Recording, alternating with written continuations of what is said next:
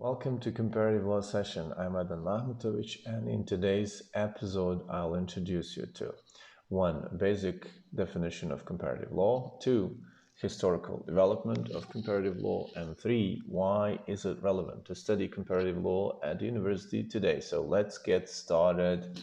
Among various definitions of comparative law, I chose the one which I do believe describes the best what is the essence of comparative law today, and at the same time, it is an easy, simple, and understandable one, and that is comparative law is an academic discipline that involves the study of differences and similarities between various legal models, including the common law, the civil law, socialist law, various kinds of religious law models such as Islamic Sharia law, Jewish law, Hindu law, canon law, etc. Comparative law also involves the study of differences and similarities between various legal systems or legal systems of different countries. For instance, between Anglo-American legal system and Anglo-Saxon legal system, or between Anglo-American and mixed-made legal system, there is a difference between law models and the legal systems. For instance, Anglo-American legal system and Anglo-Saxon legal system are two different legal systems in two different countries, but they both belong to the same law model, which is a common law model.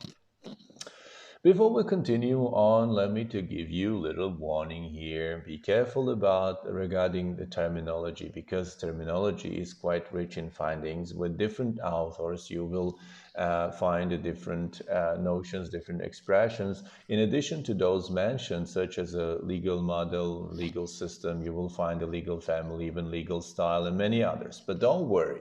As long as you have it clear in front of your eyes, what is the meaning of those terms and what is comparable, what is not comparable, there won't be a problem for you to continue on with your research. Otherwise, I'm afraid that you will get confused and then you will get stuck in limbo, the situation which is the best to be described by using this old-fashioned phrase: you cannot compare between apples and oranges. When this phrase is used, it provokes the thought that the items are incomparable and as a result ridiculous to compare. If you go to a library, for instance, and you get yourself a book about comparative law, it won't take too long for you to find out that what is the main aim of comparative law. And the main aim of comparative law is at illustrating how legal systems today are different or similar. For some authors, exploring both differences and similarities forms in a part a definition of comparative law, but you might be surprised to find that some authors have generally emphasized differences while others see similarities. Of course, there is a third group which have sought to strike a balance between observing and analyzing similarities and differences. There is a logical explanation for such diversity here, and that is all depends on conceptual framework, all depends on your goal. If your goal is to show that your own legal system is different from systems around, and you will try to emphasize differences. If your goal is to show the world and to yourself that your own legal system is not much different but very similar to other systems around,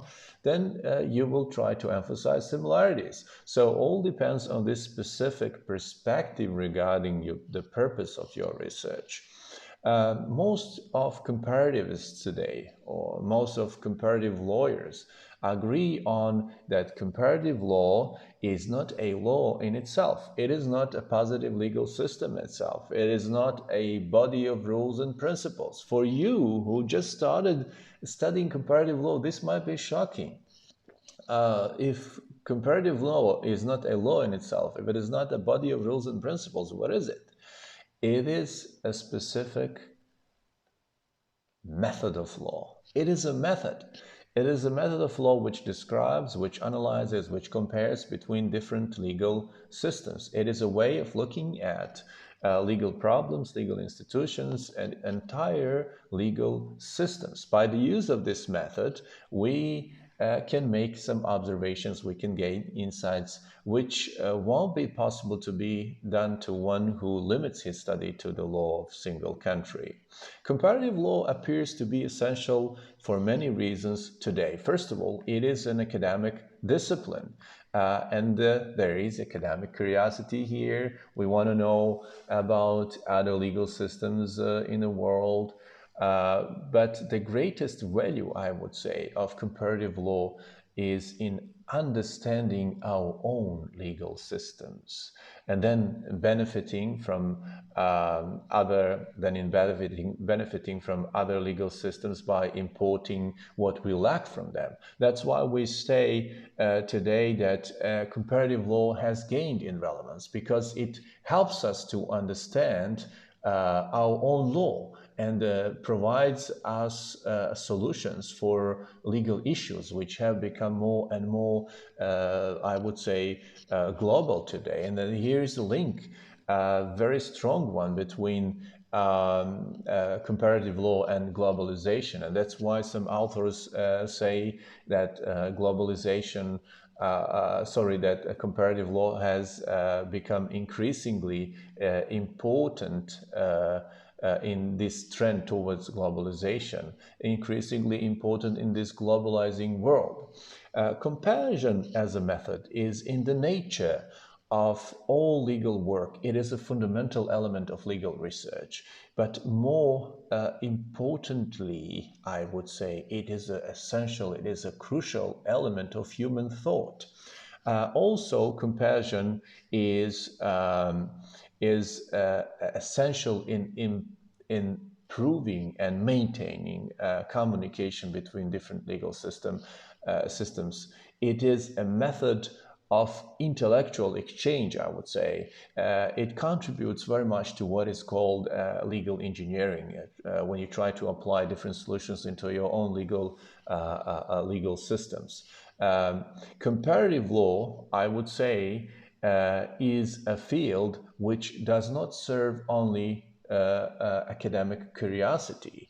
There are some practical reasons why comparative law has become very important, increasingly important today.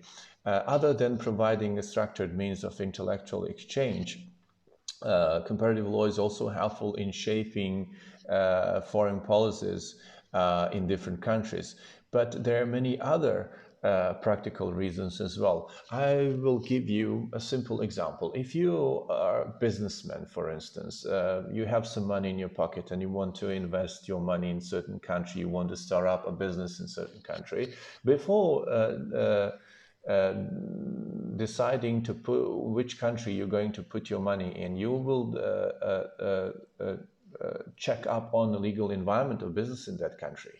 And then you will check up on the legal environment of business in another country, then in another country. So basically, what you will be doing is a comparative analysis between different legal systems in order to find out which one suits best to your business plans. I hope this was quite clear regarding my first point. My second point in today's episode is about the historical development of comparative law. If we look back to the history, we may conclude that from early times, some scholars and some researchers have made use of the comparative techniques. For instance, in ancient Greece, lawyers used the laws of other Greek cities or Greek city-states to decide cases. And the process of comparison was no different from the one we have today. In 6th century before current era, for instance, the famous Greek lawgiver Solon was faced with the task of compiling the laws of Athens and gathering together the laws of other Greek city-states. Romans were also interested in scientific knowledge of ancient Greece. In the 5th century, before current era, they appointed commissioners before or prior to drafting their famous laws of the 12 tables. They appointed commissioners and they sent them to Athens, to Greece, to study legislative system of Athens, at that time known as the Solonian Constitution, but also to find out about the legislation of other Greek city-states. Not only Romans were interested in scientific knowledge of ancient Greeks, but also Arabs. Many scholars side with the opinion that what gave rise to intellectual tradition of falsafa in Islamic tradition was the so-called movement of translation from Greek philosophical writings. Arabs are well known as those who assimilated scientific knowledge of civilizations they had overrun. This includes not only ancient Greek, but also Persian, Indian, Roman and Egyptian, etc. civilizations. This happened mostly during the period of time which is the best to be described as the Islamic Golden Age, from 8th to 13th century, the period under Abbasid dynasty or Abbasid Caliphate. This period was also called as the period of maturity and fiqh improvement, the period of Sunni arrangement, and most importantly, the period of the appearance of the imams of 4 great schools of thought in Sunni Islam: Hanafi school, Maliki school, Shafi school, and Hanbali school. On different note, the importance of comparative legal reasoning declined in measure in the process of development of jus commune on the continent of Europe. But beyond Europe, however, the process has continued to present days. Take an example of European colonizers. For instance, they had to be constantly compared with the local laws, which were never displaced in their entirety. This was possible because European authority at the time was largely persuasive in character and necessarily coexisted alongside local laws. The comparative law expression can be at earliest traced from the middle of 19th century. The idea became widespread through 19th and 20th century as comparative law itself came to be recognized as specific scientific discipline. This means that comparative law was not recognized as a specific or separate branch of legal science until that time, when it became clear that comparative legal reasoning deserved a systematic approach in order to increase understanding of foreign cultures, understanding of foreign legal systems. The 19th century saw the creation of various national comparative law associations. Some work was done in Germany in 1829, some in France in 1832, when a chair of comparative law was for the first time established at Collège de France. Also in 1846, when a chair of comparative criminal law was established in the University of Paris. But the main event happened in 1900 in Paris, when the first meeting of the First World Congress of Comparative Law was held. Basically, experts from all around the world, or all around Europe, better to say, gathered together to discuss their papers, to discuss the aims, the nature, and interest, the best interest of comparative law. They put forward 4 main goals of the conference. The first goal was to determine a methodology, how to analyze diverse legislation. The second goal was to define the role of comparative method in teaching laws. The third goal was to highlight the relevance of comparative law for national legislation and judicial interpretation and various kinds of international arrangements. And the fourth goal of the conference was to discuss mechanisms for making foreign laws more accessible. But the main achievement of this conference was in marking the arrival of the new scientific discipline, which is comparative law. By the end of 19th century and in the first half of 20th century, some scholars mostly saw comparative law as an instrument for improving domestic law and legal doctrine. By the end of 20th century, scholars saw comparative law as an instrument for harmonization of national laws with the European Union law. Now, I want to say something about Islamic law and comparative legal studies.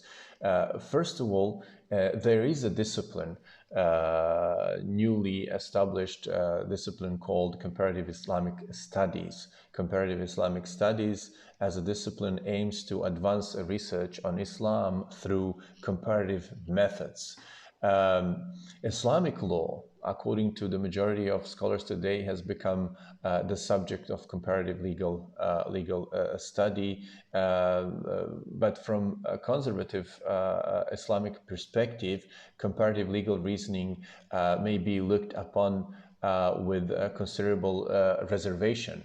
In a world of national laws we live today, it became inevitable that the work of comparative lawyers would be looked at through the prism of national law. Many of the aims of comparative law have thus been expressed in terms of its contribution in different ways to national law. So if the sole aim of compassion is in informing and promoting law reform, which means in changing Islamic rules, then there is a little chance for a comparative study, according to the majority of Islamic scholars. This is because Islamic law or Islamic legal system, contrary to secular legal systems, is primarily a religion, a belief system. Islam means submitting to God's will, and Muslim scholars simply treat all others as inherently inferior, advertising their own law as divine legislation. And we know that divine laws are typically regarded as superior to man-made laws, sometimes due to an understanding that their source has resources beyond human knowledge and beyond human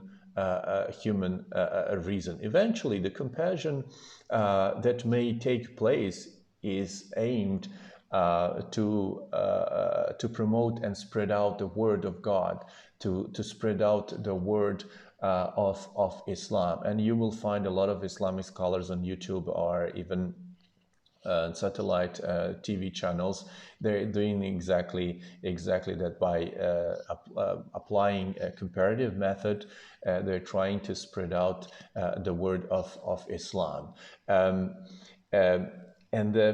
It is important maybe to say just a couple of words about this specific relationship between Islamic law and non-Islamic law, or Islamic legal system and non-Islamic legal systems.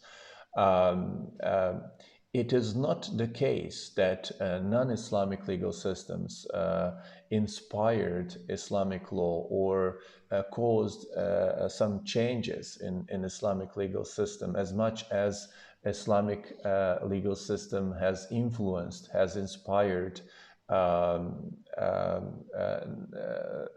non-Islamic legal systems, particularly those in the West today. You will find that a number of national laws in the West were inspired by some Islamic rules.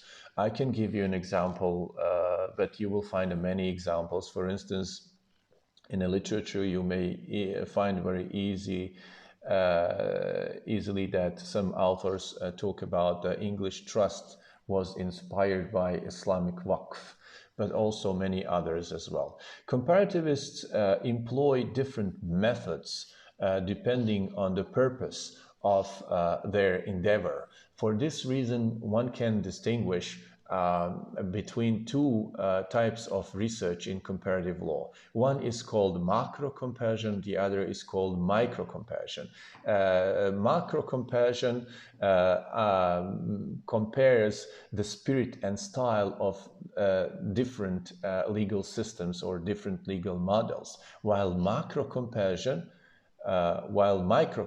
sorry, it's very close, the pronunciation.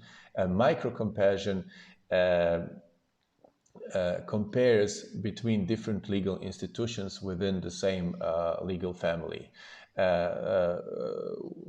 Because of the fact that macro comparison means observing the differences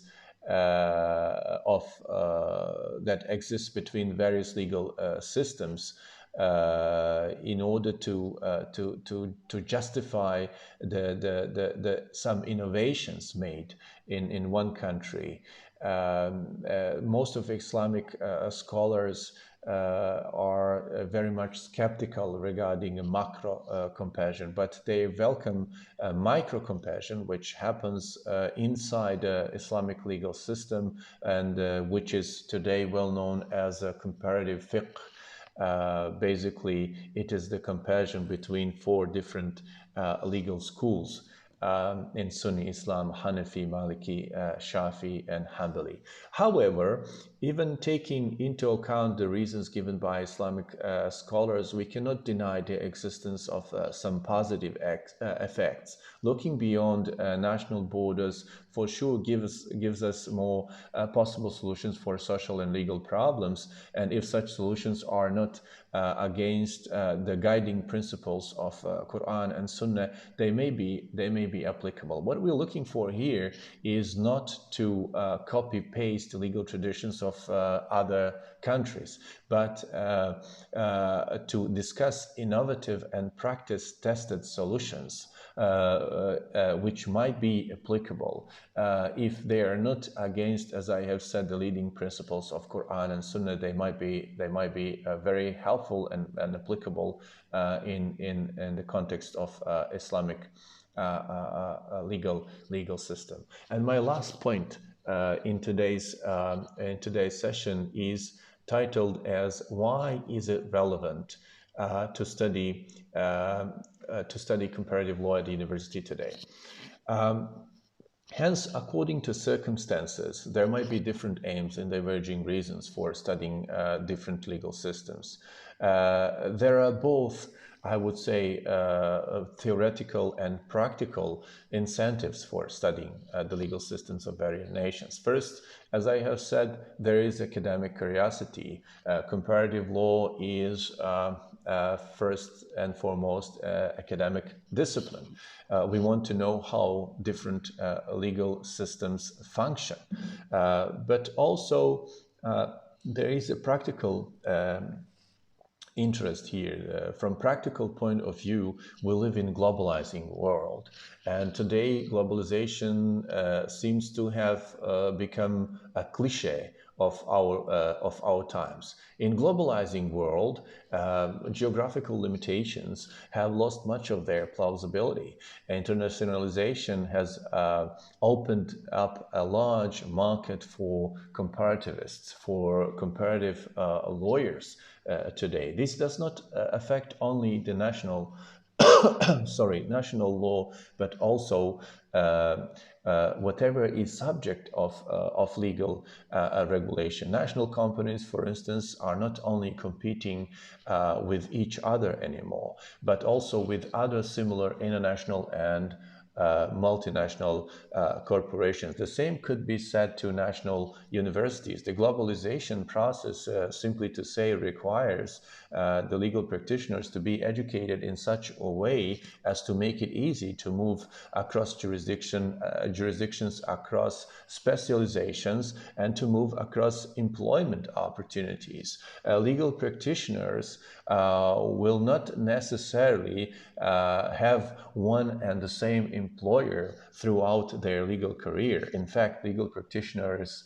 typically spend some time in general practice. They may work for the government or a national company for a while, and then also they do a stint with an international organization. So different working positions demand different sets of professional criteria and different attitudes. So if those young people are not educated to make it clear between different legal systems, how can you expect them to move across different jurisdictions or different specializations? So I will conclude this episode by saying that comparative law today is important to be studied at the university, and more we will see in the near future the importance of comparative law programs at our universities. Thank you very much for watching. Until next time, stay well.